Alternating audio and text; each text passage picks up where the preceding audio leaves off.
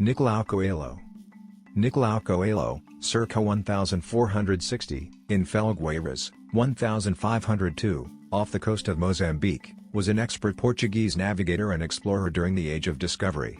He participated in the discovery of the route to India by Vasco da Gama, where he commanded Berrio, the first caravel to return, was captain of a ship in the fleet headed by Pedro Álvares Cabral, who landed in Brazil.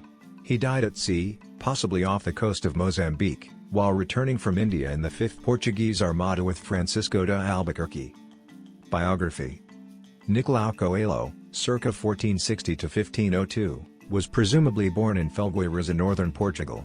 He was the son of Pedro Coelho and either Luisa de Goiás or Inês de Ataigi, depending on the genealogical source.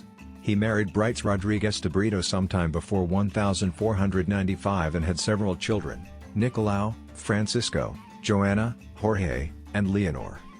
Nicolau Coelho was a Portuguese explorer and one of the three captains, along with Paulo da Gama and Gonçalo Nunes, who accompanied Vasco da Gama in the discovery of the sea route to India on July 8, 1497. He was the captain of the Berrio during this exploration and had as his navigator, Pero Escobar.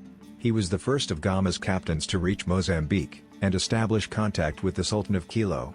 He was also the first of Gama's armada to arrive in Lisbon, on July 10, 1499, where King Manuel I of Portugal bestowed to him a pension of 50,000 reis per year, 30,000 in interest for his lands and his descendants, and a new coat of arms. He was made Knight of the Royal House, Cavaleiro de Casa Real, that same year. On March 9, 1500, he accompanied Pedro Álvares Cabral in the discovery of Brazil, being one of the captains of the fleet of 13 ships.